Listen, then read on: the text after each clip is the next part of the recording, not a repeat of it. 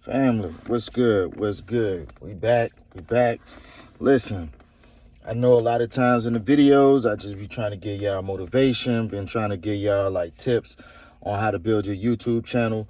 And of course, I got that video about not quitting your day job. So I don't know, man. I just felt like some people might be interested to know what I do on a daily basis.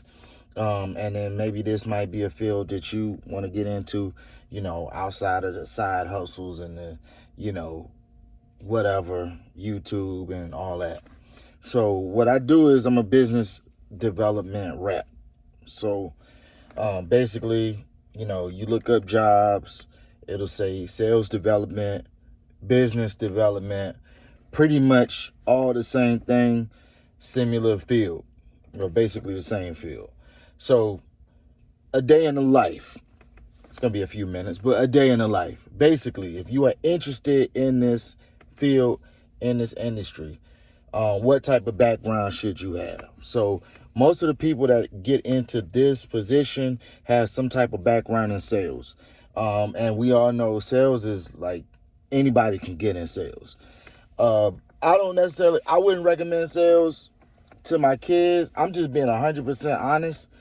I really wouldn't recommend sales to my kids as they are getting older and thinking about what career and what fields they want to go into, because it can really be an inconsistent field, highly competitive.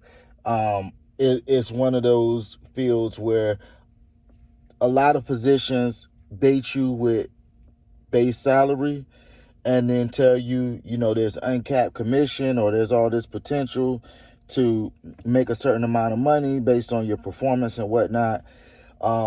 If you just so happen to be in the top 10 percentile, you may touch whatever heights as far as this uncapped commission. But the majority of the people are going to perform average or somewhere lower than that. And at the end of the day, you want to just be happy with whatever the base salary they offered you, because the commission is, you don't know sometimes. And sometimes you can start performing well, and then they switch up the commission structure on you to where you're doing the same amount of work, but making less. So as far as background, like I said, if you have a background in sales, which is very easy to get into, if you almost have no experience, you can get into sales because you don't have to learn much. But I actually got into this position in the same company through a different sales position, where it was more like inbound calls, like a call center type situation. But I progressed to business development. A day in the life. What are you basically doing as a business development rep? Making phone calls. That's it. You are making phone calls and having conversations all day long. That is your day. Different companies have different metrics as far as like how many calls you're expected to make a day, what is expected out of each of those calls. You have some places that you have a minimum of 50, 60, 70 calls a day. They may stipulate you have to be actually on the phone, like actually on calls, 90 minutes out of your work day. And that's just an example. Different companies have different metrics they want to tie you down to. But the bread and butter of it that I want y'all to at least think about if you're interested or, kind of considering business development, you're going to be making calls all day. And your metrics are going to be based on how you handle each of those calls. So, now who are you calling is the next question.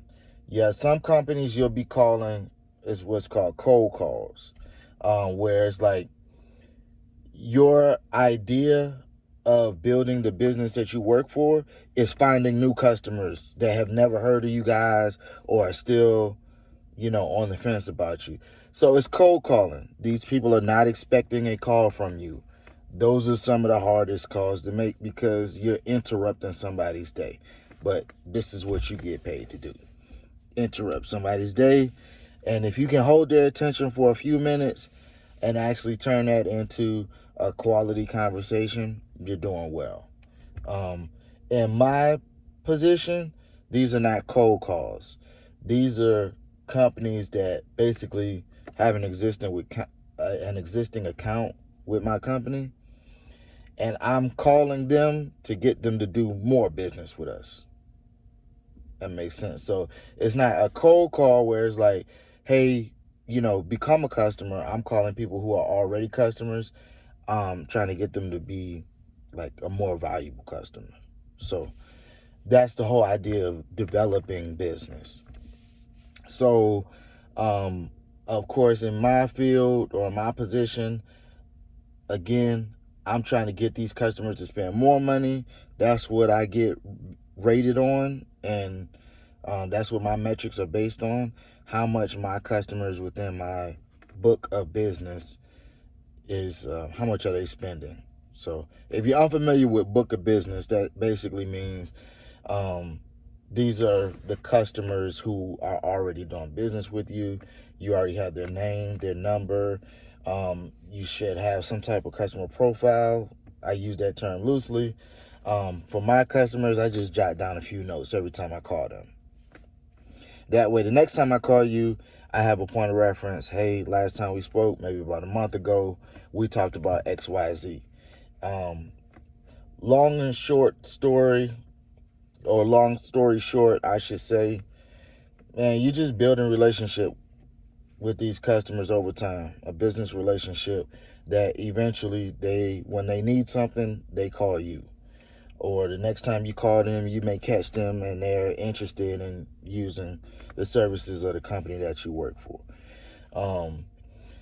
What are the high points of business development? Like I said, it's not exactly a call center environment. There's some freedom there. You manage your work day. You know how many calls you need to be making. Hey, you pace yourself throughout the day. If you want to make sure you make 10 calls an hour, 6 calls, 7 calls an hour, that's up to you. As long as by the end of the day, you make your calls. So there's a lot of freedom and self-management there. Not a lot of micromanagement depending on the company that you work for. Some companies, as soon as you finish making your calls for the day, you about done. They don't even force you to, to a full 8 hours type situation. You just know you made your calls for the day. Some of the lows or the challenges of it is definitely making the calls. It can get monotonous. It can definitely get monotonous where you're having the same conversation with countless amounts of people all day, every day. So there's a mental game there to make sure that by the time you come into work the next day, you're refreshed, rejuvenated, and you can jump back into the swing of things without it feeling like every day is Groundhog's Day. Like this just feels like the same day over and over again. And, you'll have to come up with strategies on how to do that. One, I would just say, make sure that you actually dialed in every call, that you locked in, paying attention, and, you hear the different cues or different responses that this customer may make, and you make that a unique conversation. Yes, most times there's some type of talk track or script that you may follow, but try to make it a unique conversation. Other challenge, like I mentioned earlier, commission. And that's in any sales position. You agree to a certain amount for your base pay. You may make certain plans based on the potential of the commission that you can make. But it fluctuates. You may have a good month. You may have a good 2 months. You may have a bad month after that. You know what I'm saying? Where it's like you're doing everything. You feel like you're doing everything right, but you're just not making not making any motion. So that part can be challenging, man, especially when you feel like there's nothing really in your control. Different things can affect, your performance that month. But yeah, those are some of the challenges, staying consistent, staying motivated, and being able to handle when you are not making the same money that you made last month. And so that's why I said I would probably recommend a different field for my kids, because if you are looking for something that has like consistent income, I can definitely count on what I'm making every month and it's going to be good money, I would go in a different field.